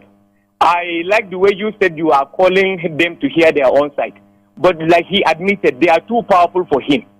We all, from our own end, will be praying for him for justice, and you also have to help him. Nima, thank God she is in the legal field. Please, do whatever it takes to provide him the legal services needed. And Madam Tope was saying that 4 years back there was something similar. And as God will have it, God made it that it happened to somebody that has medical knowledge.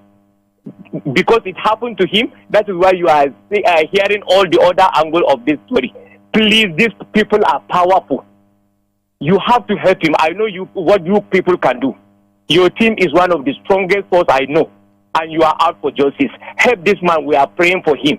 This thing should not be allowed to just go like that. Thank you very much. Thank you. Thank you very much, Salisu. I mean, one of the reasons why Nima is emotional, because many of us know her story, how difficult her last pregnancy was, and everybody understands. Many of her viewers and followers followed her story, so she understands exactly what she went through, and that's probably why it's difficult for her to speak. But the truth is that nobody wants to relive that experience, especially when you remember the hospital, the going back and forth of doctors and nurses, and the people looking confused. That scenario is the worst thing any woman wants to be in a situation where everybody around, they don't know what, they're confused. So I would definitely like to hear from the hospital. I mean, although you already told me their own point, say that they're not negligent. But the truth is that something went wrong. And that thing that went wrong, somebody must be responsible. Somebody must be held responsible for the negligence on the part of the hospital or whoever is at fault. Let's take a few comments before we now wrap up on this segment. Any comments on social media? All right. So they said... they are mentioning the name. The Nigerian health sector has a long way to go. Onoche says, waste of time. Nothing will happen. Nobody will do anything. Another person said, the sad thing is this will not be the first, and it might definitely not be the last. Nigeria has zero value for life. That's from Shayo Adeyeye. I would like you to...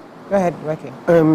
Defend yourself here. Charity James says, This is very painful, but Nurse Prince, you acted very slowly. But for a trained nurse and a very experienced nurse, we are trained to be very proactive, especially when you know things, how things work. I would like you, she is saying you acted slowly. From your story, I don't think so, but I'm not a trained nurse. She apparently is a trained nurse. And you can't really, when they gave me 100% assurance that she will deliver safely, that was at least enough to stay now. And was the wife's preferred hospital? Yes, and it was my wife's preferred hospital. I also feel like and she treat their patients because yeah, sometimes emotional attachment might. And she's very close, and the branch is close to our house, so she was enjoying that proximity. To, but they are just full of lies. Tomorrow they will come here and say, oh, they didn't transfuse. Okay, if you knew that it's a patient that you could not transfuse, why didn't you refer? Exactly. Not referring means you could handle the care. Okay, I think is this Grandma Wumi? Good morning, Grandma. Good morning. Yes, very well. Go ahead, please. This is really pathetic. And I commiserate with this young man. For even, and I have to commend him for coming to tell Nigeria what really happened. It takes a lot of courage. I think Nigerians should know how to cherish their citizens. Yes, last week I was watching your program. I saw a nurse taking pictures while the lady was in labor. Who are these nurses? Who sent them? Where are they coming from? I don't know the number to send me, for goodness sake. I hope this mass incident will do something in Nigeria as a whole, not only in Lagos State, in Nigeria as a whole. And ọmọkùnrin ló kí gan ni. Àbọ̀lá àdájú lórí ọmọ tó ọmọbìnrin yẹn ti sílẹ̀. Thank you, Morayo. Thank you very much, Grandma. Any comments? Okay, we're going to wrap up on this right now, but as I said, we have to just wish you the best and we'll see what to ensure that you get justice that you deserve. And hopefully we'll follow up with FEMA to be sure and let us know what's going on. Keep us posted and we'll be happy to support you in any way. All right, thank you. That is all we can take on this segment. When we come back, move on to our final segment. Stay with us, we'll be right back.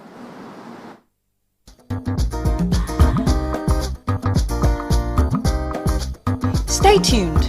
Your view will be right back. Ladies and gentlemen, make welcome the one who can make time stand still forever, Mr. Kelechi Amadi. How are you doing, sir? I'm good, my brother. You love that intro, Abi? Yeah. It was great. Okay. Thank you. We try like that. Thank you. Now my question, which I feel is a cheap question. Oh, go ahead. What does ISO stand for?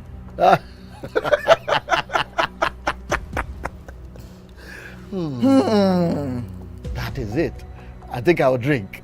No, you're joking. I'm not joking. Kelechi Amadi. No.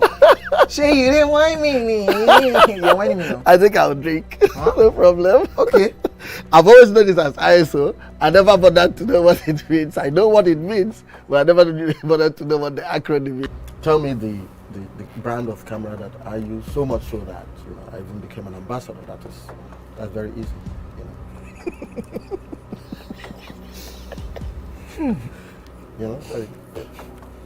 It's out there. It's supposed to be, yeah. I just said, look, I give you this one as a token of my appreciation. Sony. Drink! I'm not done. You did not say final answer. Final answer. You did not ask me if that was my final answer. You don't have any choice again. It's only Nikon. How many cameras do they have? My Nikon. friend to drink. I gave you a very easy something. Nikon now.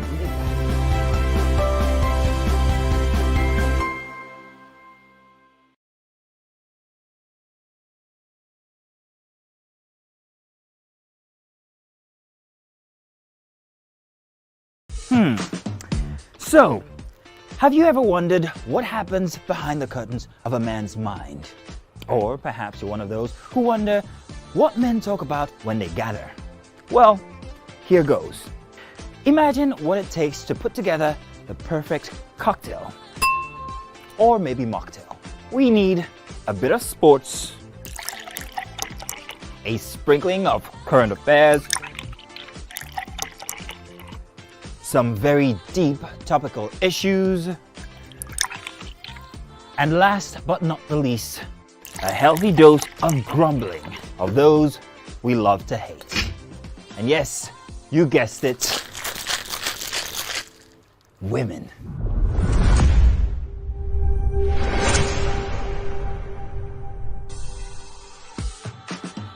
So, if you catch the drift, then you're onto something.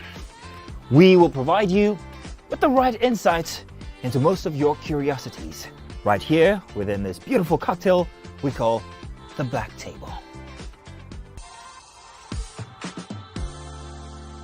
Ladies and gentlemen, make welcome pioneer Positive Force member, dancing queen of the 80s, non-conformist, Afrobeat historian in her right, and long-standing member of the multiple award-winning all-female show Your View, Omoyeni, Yeni, Anikulapo Kuti, aka YK Power! Ginger! Take it. Today we'll go here. Hey, I don't read you. Are you sure? I'm not here to answer questions, I'm here to drink. We're in trouble today. Wait till your age. I was close now. I said 1975. He said 73. He said 75. Fellas wasn't even born till 75. So will I drink half? You go drink. Take. Make I help you. Russian. No be half. Which half? You will make me drink. I'll give you a hint. Lights in no.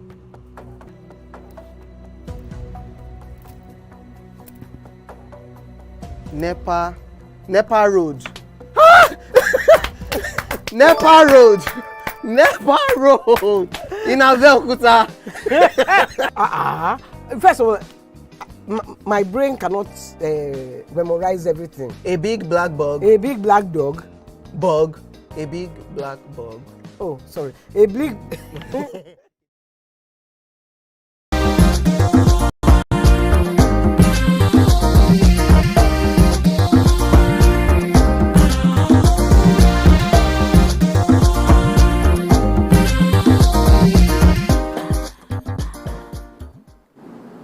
Thanks for staying with us. So on this final segment, we're just going to open our phone lines to hear from Nigerians on the various stories of medical negligence, because we know this is something that many Nigerians are very familiar with.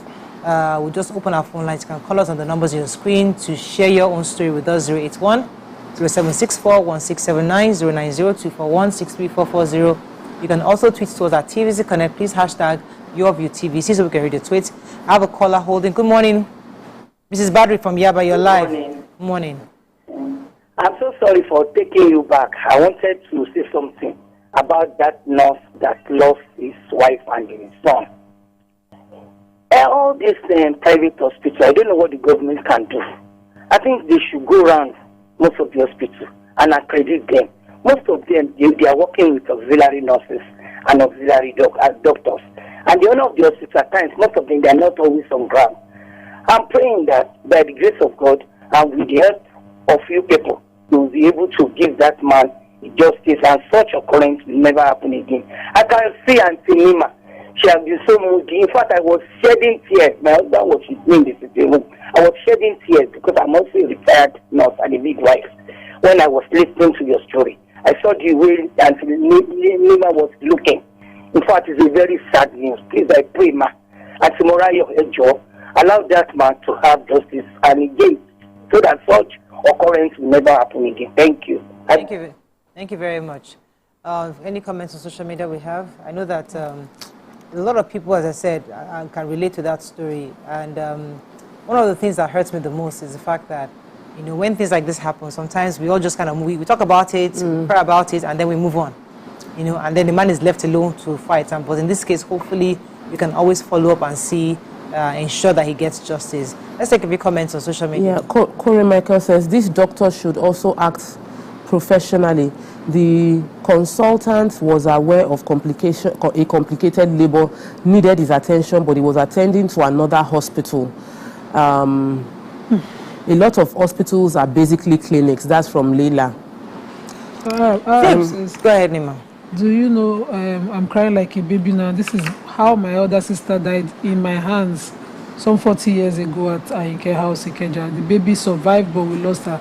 A very sad narrative.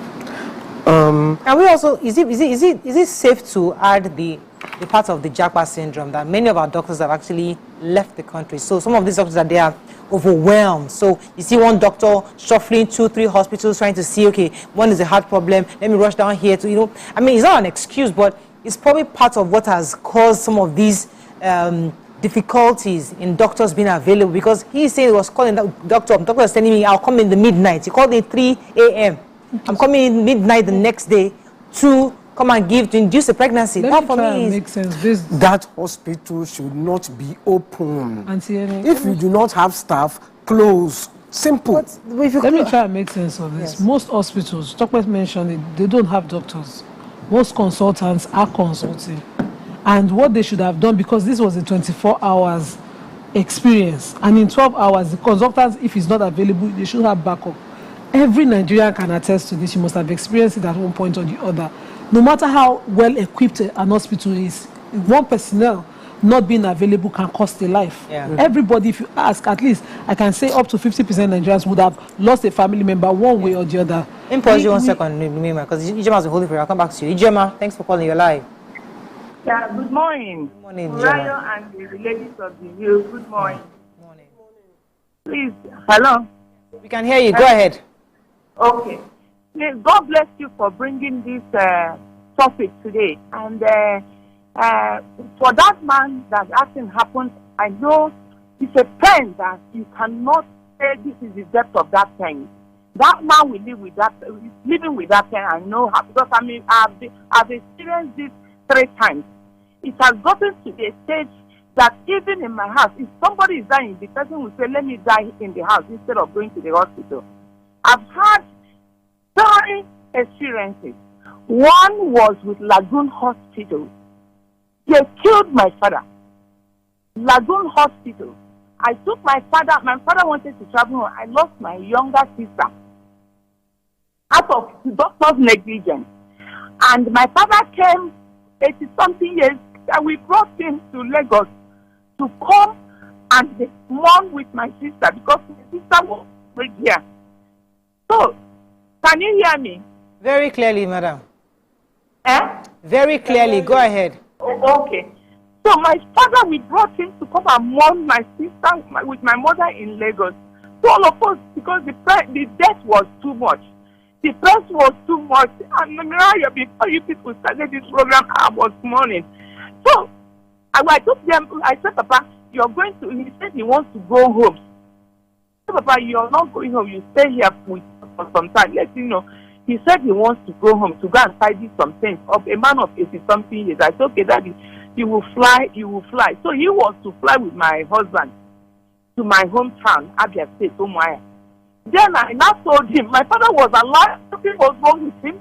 I said, "Papa, because you're going to travel over air, I want us to go to the hospital, let them check your BP, it's okay, this and that and this." But he said it's okay, that nothing is wrong. Mariah, I took my father. I said, "Let us go to Reddington." That is where he uses. He said he's not going, that I want to spend money. I said, "Okay, Papa, let us go to the hospital that we use, Lagoon Hospital." I took him to Lagoon Hospital. And Papa, on reaching there, they kept us from morning till night, till very late, before their baby doctors could see us. When they saw my father, they said they now started doing the test. Only test. We went there for test. They started doing the test. They said they want to do, there's one other test that the person that is doing that test has closed by 4 o'clock or 4:30. I said, how can it be? Then bringing my father back to Oba would be very serious for him. I said, okay, you know what? they said, I told them that we are coming from afar. They said if we can, it's only if they can admit my father, just let him stay there in the morning, they will do the test. Morayo, they charged me 400,000 naira for just that day. My husband, we didn't have the cash. My husband went to the bank, even though it was late. When the bank saw his friends, they gave him that money. We paid them. We stayed with my father till 9 o'clock. I said, please, let me sleep with my father. I was joking. My father would joke with me. We were cracking jokes. I said, Papa, you will have rest. I'm going to sleep with you. Do you know that these people, they refuse? I told them, okay, my father has not taken on doctor's report advice. He did not take his BP drug. I told them, I told them, one lady, one wicked drama, that lady was on duty. He was the one at my father's, you know, the way they portion nurses. I went to them. I said, come and check my father's BP. These two people said I will not sleep with him. Please come and check. When they checked my father's BP was high. I was worried. I said, please give him the drug because the doctor has sent the drug for him. I said, give him his drug. Let him take his drug so that we can go. That Ijoma was very jumpy, very wicked girl. She was very, as if she's mentally derailed. She was very angry with me. Within a short time, they said I'm disturbing them, that we should start going, that they would administer the drug to my dad. I was very angry. I was very scared. I said, look at my father said, I take his drug, BP, and by now he's supposed to have taken his BP drug. After 9 Murayo till I left, they didn't. They forced me. Oh, Ijoma, so sorry. I think we lost our call. But I'm so sorry, Ijoma. I mean, she was really in pain from her own story. I mean, as Nima said, as somebody said, that everybody has a story. We can all share stories. I have a story. I have never shared my story, and I don't think I'm ready to share it with my mom. You know, it's just not time. I'm just not ready to confront that conversation yet. But the truth is that everybody has this issue of medical negligence at some point. That's how I lost my sister. You know, I've shared the story several times on this platform. You know, and it was just negligence, and I just, you know, and it's now worse now. Now most doctors are not available. It's gotten worse. So most of the hospitals have resident doctors who are learning, who are studying. You see them moving around the general hospitals, the private hospitals. They are trying to call the consultants to, you know, to direct what to do. The consultants are overworked, overstretched. And you know, the cardiologists we see for my older family members have to consult around hospitals. Imagine we were seeing one at Navy Town, and when we finally decided, no, the queue was too endless and she would not see any doctor at the end of the day. Let's change the hospital, and lo and behold, it was the consultant in my family hospital. Isn't that what happened with with Rolari's father? He was at a particular hospital. They were charging too much. They now moved him to a Lagos State hospital. When the doctor came, saw him there, I said, take him back. My patient, take him back. I won't treat him here. Take him back. Do you understand? That's that one. I went to, you know, when Temidori was here, he cut his leg. I took him to this. When I even saw the hospital, I was like, eh? And the doctor was on the phone saying, no, if you see the two, whether they are nurses, whether they are auxiliary, I don't know. They call them auxiliary nurses. Temidori was asking, why are you hurting me? Why are you hurting me? Serious? I carried my car. I said, no, this is just too much. Let me just carry him. It was too much. And the doctor is saying she would attend to me. Why is that hospital even allowed to be open? So this matter is even beyond states. It's about how we handle health in this health system in this country. Because we allow these resident doctors, when they finally get the skill, they're not motivated to stay. They go, we're constantly retraining. But nobody's waiting. Yeah. I'm sad. All the comments I saw, because I tried to see if there was any positive comment, was saying to the bereaved guests to Japa, leave the country, call it the country, because we don't give premium to that sector enough. I was saved. I had Imran because I had a good consultant, and she was hands-on. She would always show up.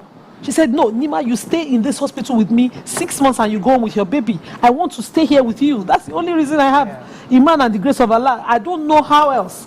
Because she would come every week, she would see. The only time I needed her was when I finally was in labor, because I disobeyed her and went home.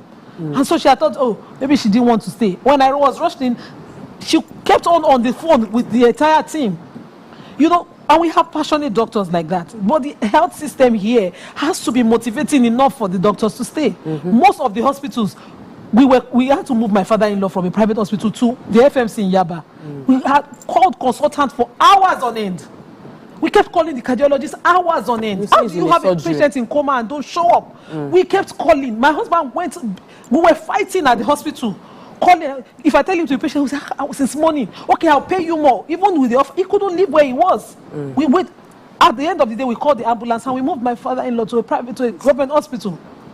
Yet, a lot of Nigerians, if you allow them, will share this story and they will have it. You should not have a woman in labor attended to by just 2 nurses. Anything can go wrong. Yes. In the government hospital where I had Imran, there were 9 doctors in total, 3 pediatricians, because I was a consultant case. 3 pediatricians. It wasn't even a consultant case. This was in England where she had her first son. There were like 5 people, 3 doctors, 2 nurses. I mean, were they 6? One was gynecologist, other one was pediatrician. This one, come on. While the truth is, a nurse, midwives can give birth, when there are no complications, a midwife can handle end-to-end of delivery.